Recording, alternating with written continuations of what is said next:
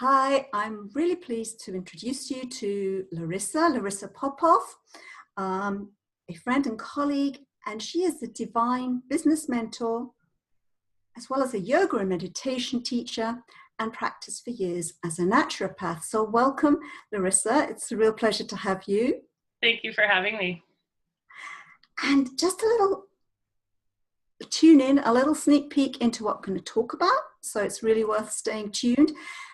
Talking about speaking and speak to engage, story is a great connector. So I'm already intrigued about finding out just a little sneak peek into Larissa's story. And then she's been kind enough, because she's a business mentor, a divine business mentor. We'll find a little bit about that.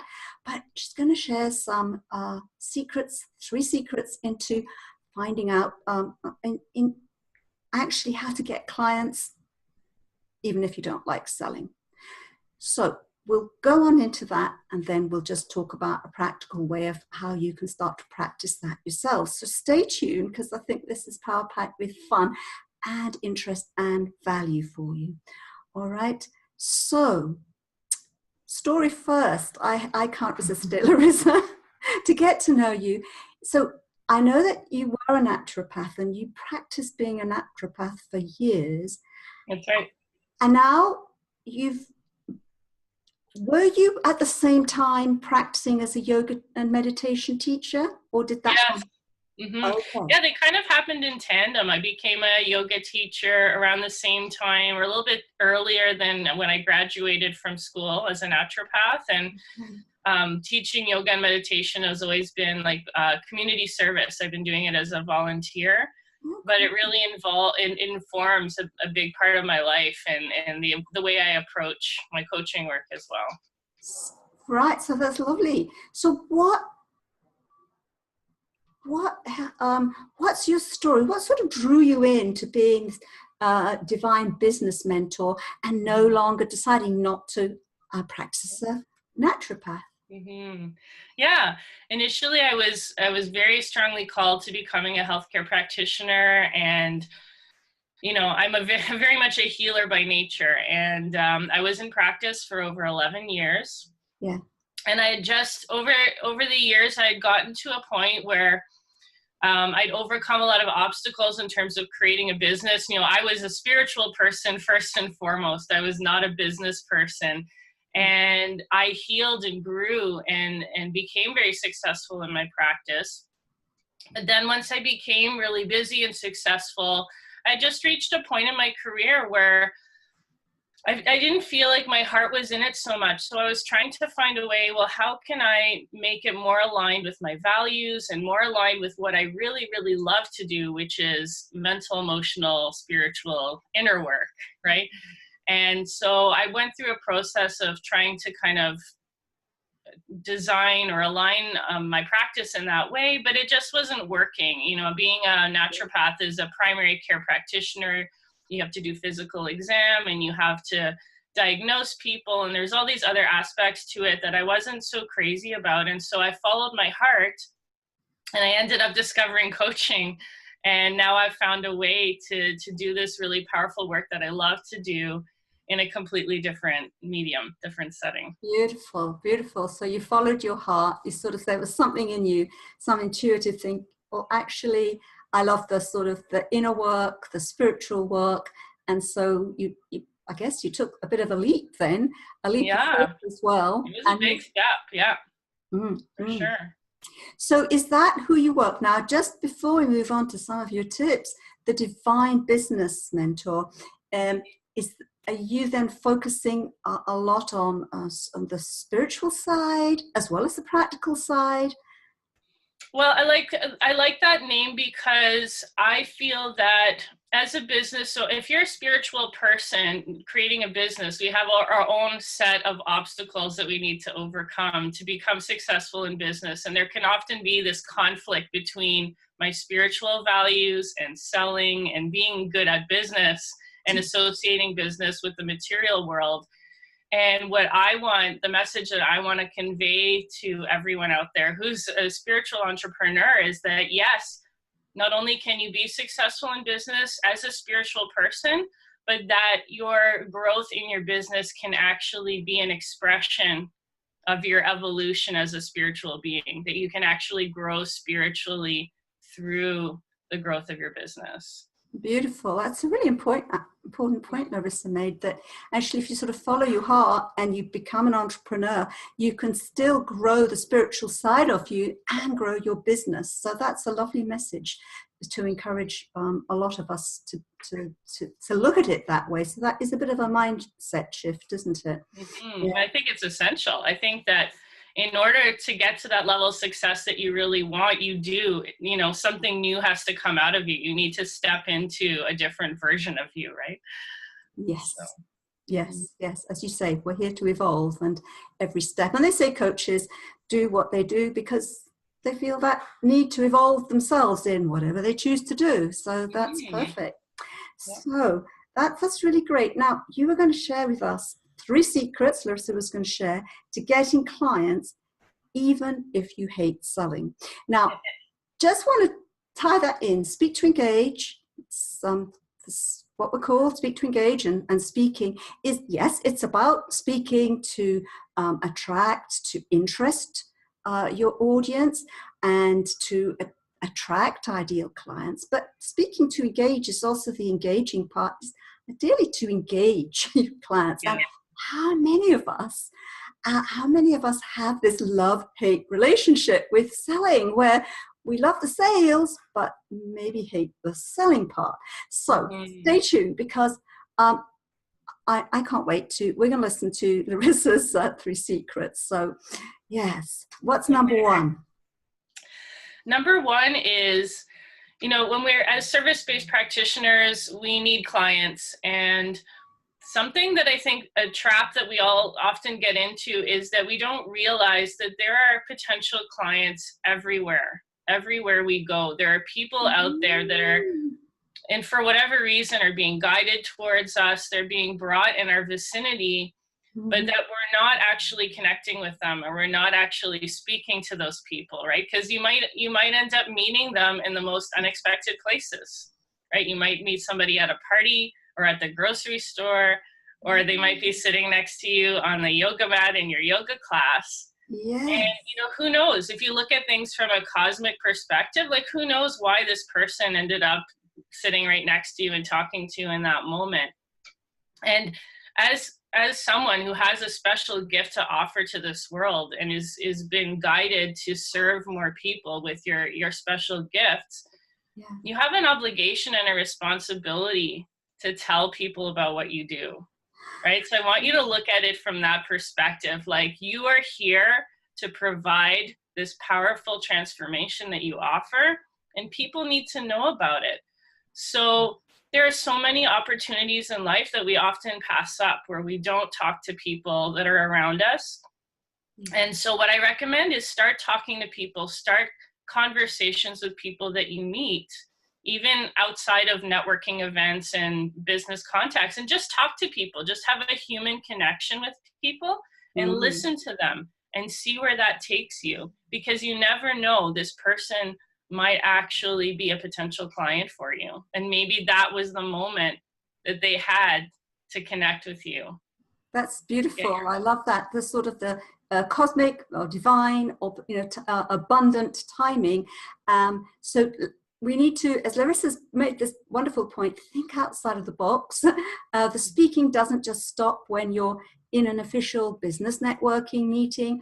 It extends, and you never know who is going to come into your life who actually needs your services. So keep talking. I love that message, and it just opens up the realms of possibility, because it's very easy to feel that you've exhausted opportunities, and it's just not the case. So I love that one. And you can approach those situations with an attitude of like, I'm open to people coming to me, and in any situation, just approach every situation from that perspective. Like, potential clients are all around me, and they can find me as long as I'm open to receiving it. Very good point. In fact, I can think of somebody now that I probably need to speak to, because I was thinking, no, they're not the right They're not the right people. So yeah, we shut it down ourselves, right? We have some judgment or yes. idea in our head, concept of how it's supposed to be, right? Yeah, brilliant. I love that. I love that. So what about number 2? Let's see. Okay. So the second one is, if you're talking to this person and you're getting the sense that they could be a good client for you, you need to have a nice, smooth transition to get them into a first consult, or you could call it a strategy session or something like that. And I know that for a lot of us, the spiritual entrepreneurs, we're so afraid of being pushy and salesy and, taking advantage, greedy, arrogant, whatever you want to call it. Yes. And so we hold back, right? We're like, oh, I don't want to take that extra step. I don't want to make them feel like I was manipulating them and tricking them into working with me or something like that. So you need a really smooth transition to inviting them to a free consult that doesn't feel salesy or pushy. And you want to get their contact information, because one big mistake that I often see is that practitioners will hand their business card and say, okay, here you go, give me a call. Yes. And then nothing happens. You never hear from them again, right? You're hoping, you're like, oh, are they going to call? Are they going to call? They weren't interested. Yes. Yes. Yeah, or maybe they were interested, but that they, people get distracted. They have so many other things to do, and that it takes a lot of personal motivation to take that step to initiate. Absolutely. But it's so easy for us to think they're not interested. But yes, if you actually put yourself in the shoes of the other person, they need, a segue into coming back to you. So I love that. Smooth transition. Yeah. And so by inviting them to a free consult, you are giving them a reason to take their contact information, right? Because you're going to follow up with them and you're going to continue the conversation later. And so, but you want to do it in a very natural and easy way that just continuing in the same tone of the conversation you've had before, just being yourself, being very, very natural. That is such an important point, because we so often, when we're talking, we change, and then people, we as people, even though we may not study the art and science communication, we pick up the vibes that, yes, oh my goodness, she's changed. And we feel that being good at sales means I have to attack or I have to chase after them or something like that, and it doesn't have to be that way. No. Not at all. I love that. I love that. And just before we go on to number 3, I just something that was curious that came into my mind. Have you had, without obviously giving private details, but have you met people like on the yoga mat that became clients or something similar? You have? Yes, absolutely. This is actually why I'm sharing this with you. Because it has happened to me on multiple occasions. Wow. And it was a really big eye-opener for me to see that when I shifted my attitude and I knew exactly how and when, like how to kind of assess the situation and know, and just approach it from a very human connection with dispassion. I don't know if you're familiar with the term dispassion, but it's definitely. A lot of people have a misunderstanding of the true meaning of the word, but it means this aspect of being okay with however it goes, rather than being really fixated on like, oh my God, I have to get this person, right? Being okay with equanimity is another, I guess, a good yes, it's a way of sort of, I'm here for you, but it may not be you. It may somebody else. So you're more neutral. You're not going to put judgment. I'm a failure. You weren't interested or anything. It's exactly. Just coming from I'm just present. I'm just going to lead with service and can make a human connection, and we'll see what happens. And I'm okay with whatever happens either way. But yeah, absolutely. That's how this has happened to me on many occasions. And that's why I want to share this with you, because I think it's a really important route that we can attract clients that we often shut down just because we're not open to it. And we can't see that it is possible for us to have it be very effortless and flow very naturally without requiring us to become this, sales monster that we're so afraid of becoming. It's such an important point. And just as personal note for me is that I notice that I do far better when I focus in like that focus of abundance and not taking things personally, and things start to happen. So it's very powerful, actually, very, very powerful. Love it. So Larissa really did get clients from the yoga mat, and, yes, yeah, and learned that process of making sales without any pressure, without feeling sneezy, and making the other person feel comfortable if it wasn't appropriate or the right time, because there's timing as well, isn't there? And absolutely. you could come back. Lovely. So that's a good segue into number 3. Number 3. Yeah. So in the second one, I was suggesting that you want to get a person, transition them from having that conversation to an initial consult or a strategy session as an important segue to continue the conversation. Yeah. And I'm a really big advocate for having that free consult, even if you already know the person is in, like, you know that they want to work with you. I would still have it, because it's a really important way to set the tone for the entire relationship with that person. And it's very valuable as a free gift of service to this person. And that it can be a very inspiring experience, rather than feeling like, okay, this is the chance I get to make the sale. You can see it as, this is an opportunity to connect with someone on a very personal level. It's an opportunity to inspire them to step into a new level of greatness in their lives. And you want, and so see, coming from a very attitude of feeling inspired, and that I'm here to serve this person and I'm here to advocate for their highest good, is really, really important. And that in doing so, when you set the tone, even if they decide to work with you, they're much more likely to be able to feel invested in doing a longer term program with you, rather than just, as a service practitioner, often you can get a client who wants to do a one-off session and then maybe they'll come back later, or they don't have that vision, but you can set the tone of that vision in your initial consult. Lovely, because you're giving them their vision, their goals, their possibilities in the initial consult. So they're more likely to stay with you for longer, because you've already set that tone. Exactly. And started to get them into the right vibes for thinking, oh, wow, could I really do this? So brilliant tip.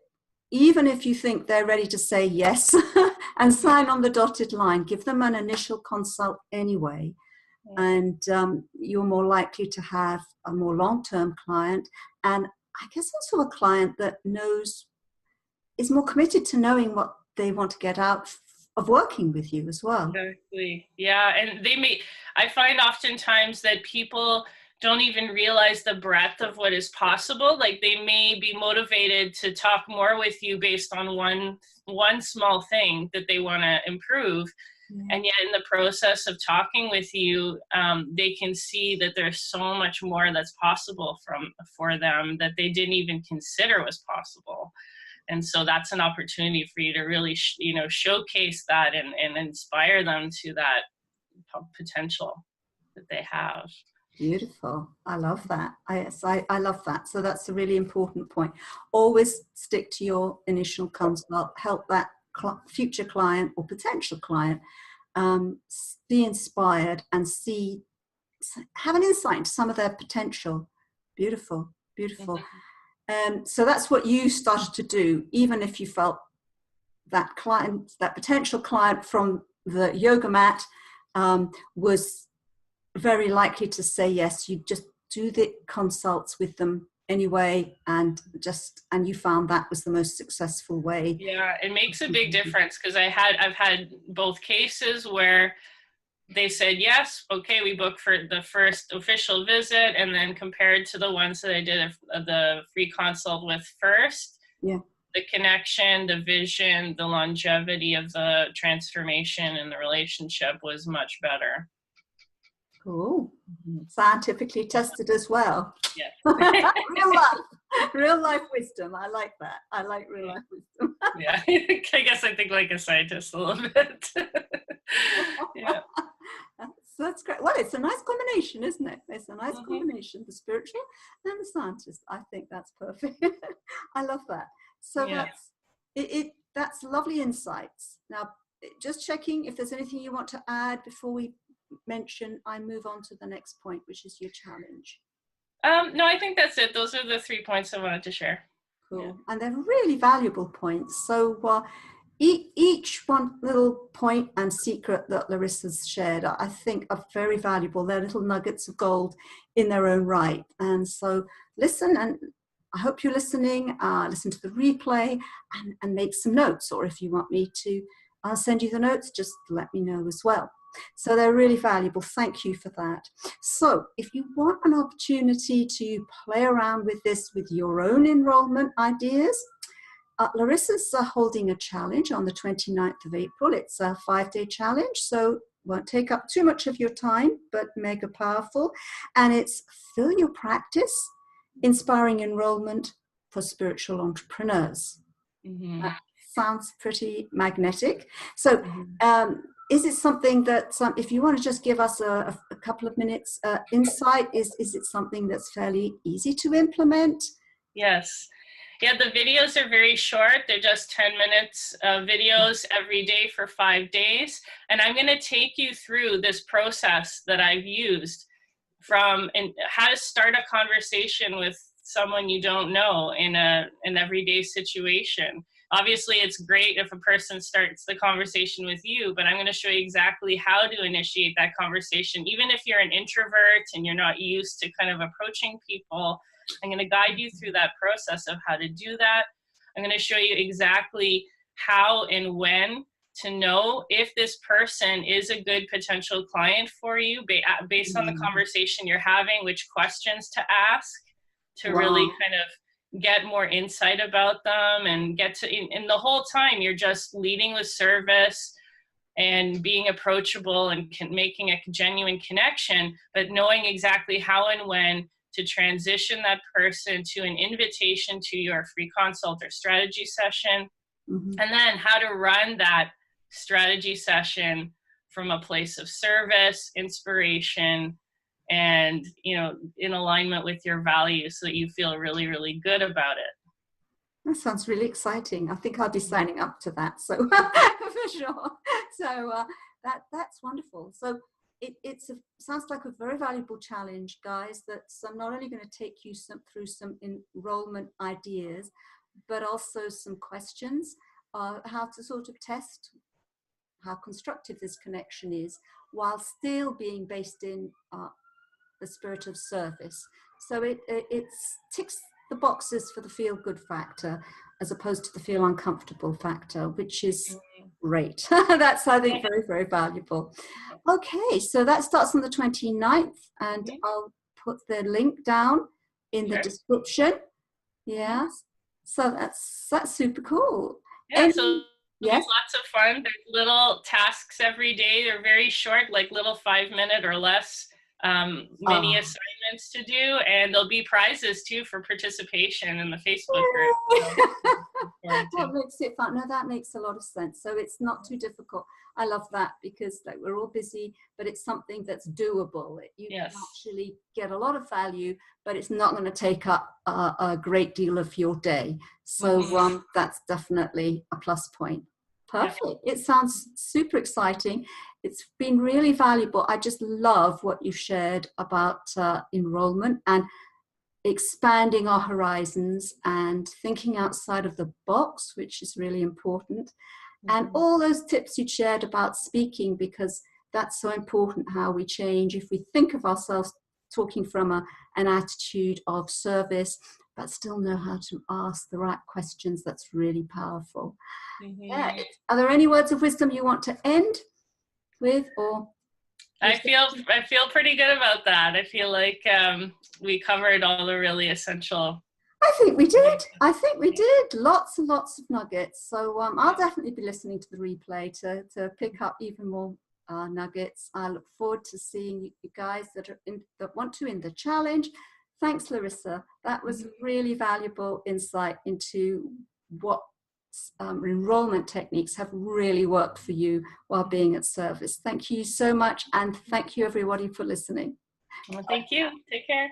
Bye. Bye-bye.